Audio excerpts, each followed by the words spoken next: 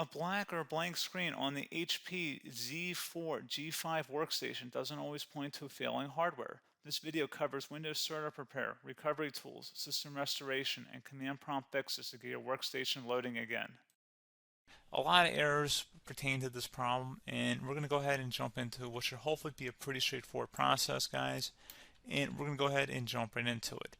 First thing I'd recommend doing would be to actually go ahead and boot to the troubleshooting utility on Windows 11.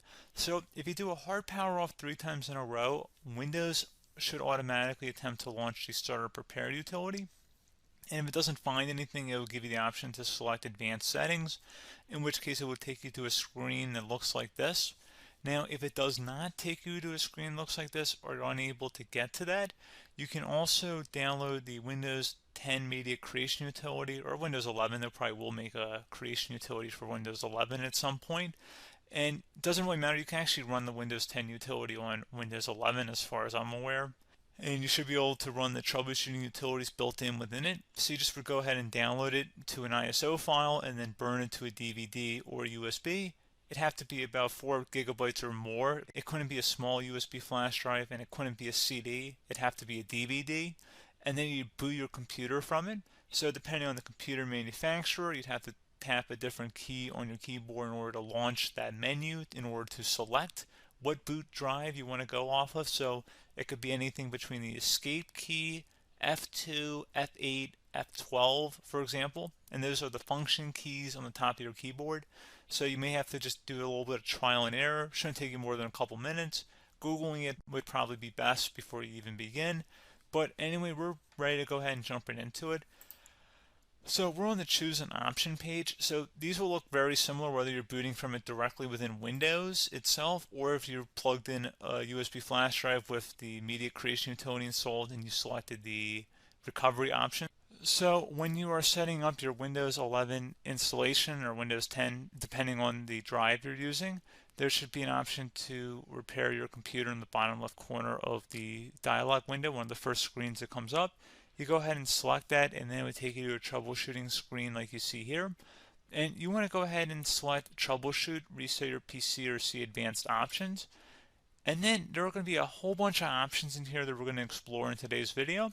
The first one, we're going to actually go underneath advanced options, and then select startup repair, fix problems that keep Windows from loading. So go ahead and select that first.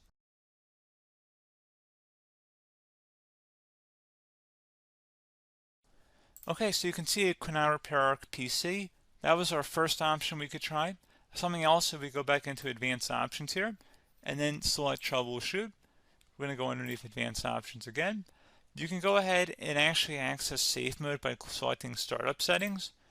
And then if you select the restart button, you have the option on the screen, select safe mode with networking, which will give you a key on the screen. It'll tell you which key to press to enter that. I believe it's the F7 key. It'll do that for you. I'm not going to go over that in today's tutorial because I don't really want to go into safe mode, but you're more than welcome to attempt that by going into here and then selecting restart. Again, it'll launch another screen. It'll say what key do you want to press, and it'll give you like 7 or 8 different options, and you want to select safe mode with networking. There's also an option for a command prompt too, but that's going to be something we're going to cover later in this video, and we don't even have to go through that in order to access it. So that's why I'm not going to really push for that, because unless you know exactly what's causing the problem, you probably don't need to go into safe mode. Unless you're trying to recover files, in which case then you definitely can go into safe mode, but we're trying to actually recover our computer here. So I hope that makes sense. Something else we can also try here as well would be to uninstall updates, remove recently installed quality or feature updates from Windows. So if you go ahead and select that, you can uninstall the latest quality updates, which generally is the more day-to-day updates. Feature updates are the less regularly released ones, like the big ones.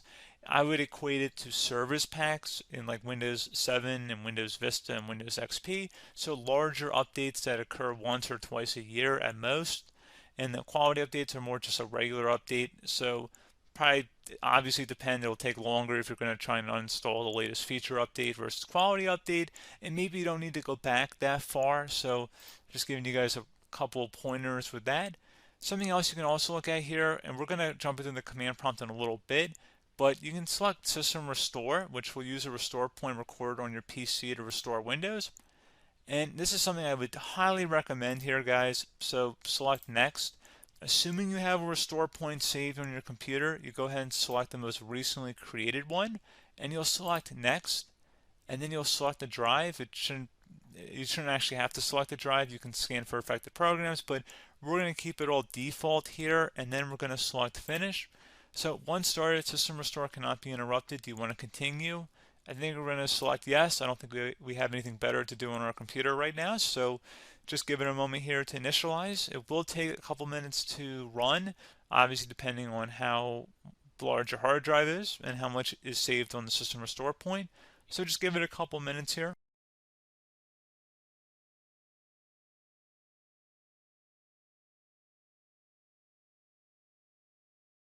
Okay, so you can see the system has been restored successfully. We're going to go over a couple different methods in addition to that if that did not work. So I'm just going to pause the video and we're going to start back on the recovery screen that we started with. Okay, so a couple other things we can try here too. If you go back into troubleshoot, you can select reset your PC, let you choose to keep or remove your personal files and then reinstall Windows. You can select to keep my files, which will remove apps and settings but keeps your personal files.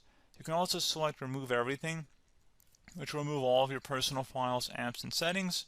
So this is more of a factory reset, the second option here. First option, it should not delete all of your personal files. However, it will pretty much clear most of your programs. And keep in mind, there's no guarantee that your information, number one, is even still available and easily recoverable on your computer to the point that you actually would be able to recover anything.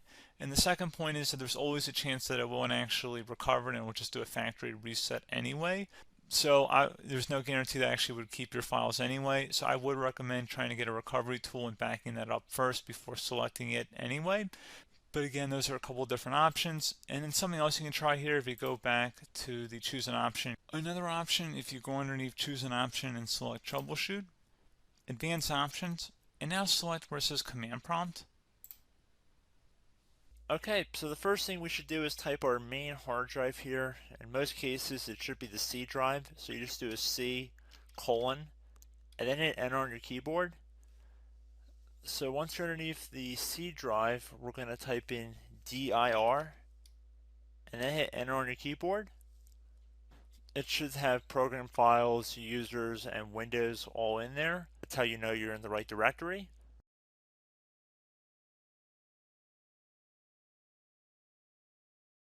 In some cases, it might be the D drive as well, so just keep that in mind.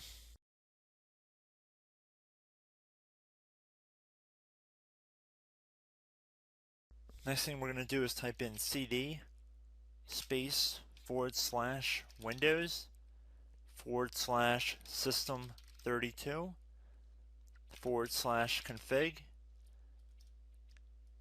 and then you're going to hit enter on your keyboard.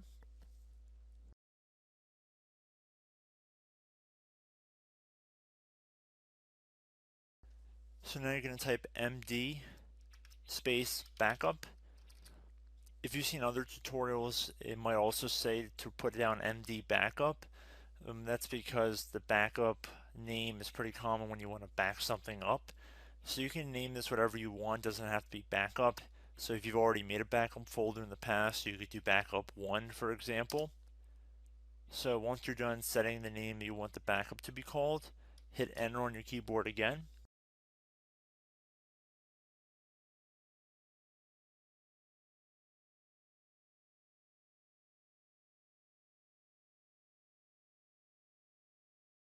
At this point you want to type copy, C-O-P-Y, space, then you want to do the star symbol above the 8 key, then do a period or a dot, whatever you want to call it, then another star sign, and then another space, and then type backup, and then hit enter on your keyboard.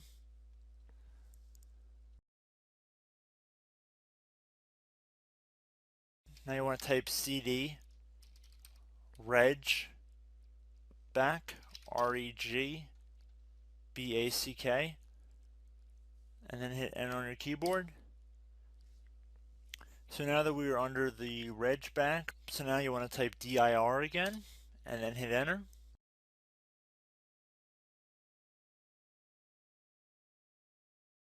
So now at this point we're going to type copy again. So copy, space, star sign,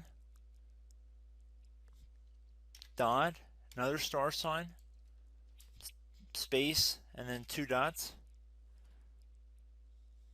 So we're going to type copy, space, star sign, dot, sign, star sign, dot, dot, and then hit enter on your keyboard again. So for overwrite, you want to overwrite all. So type A on your keyboard, so capital A, and then hit enter on your keyboard.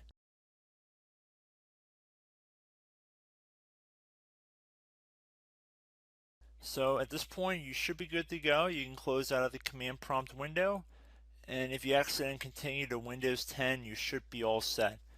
So I hope one of these 3 or 4 different methods we went through in this tutorial helped you guys out. Again, I'm not sure if you guys heard me earlier, but try to go back into your safe mode if possible and uninstall any programs you know might be conflicting with the Windows startup if you can get into safe mode. So just keep that in mind. Something very simple like that could be blocking up everything. So again, I hope this tutorial helped you guys out, and I will catch you in the next tutorial. Goodbye.